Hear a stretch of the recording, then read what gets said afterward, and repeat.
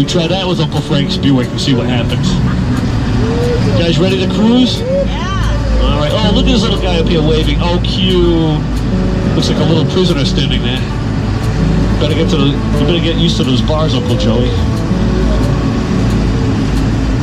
Oh man, what a nice evening to do a duck tour, huh?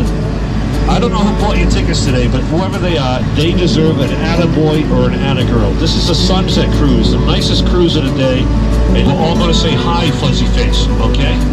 When I say three, okay? Don't let me down now. 1, 2, 3. Hi, Fuzzy Face! I love this job. Ladies and gentlemen, welcome to the Charles River.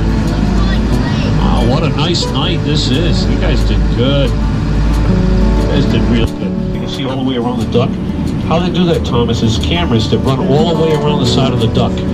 And they're all connected to a software program that weaves them all together. So it looks like it's a panoramic view all the way around the duck. But it's all done with little cameras. Can you guys see the brown church spire on your left? That's the Church of the Advent. Now from that brown church spire all the way down to the Sitco sign down in Kenmore Square.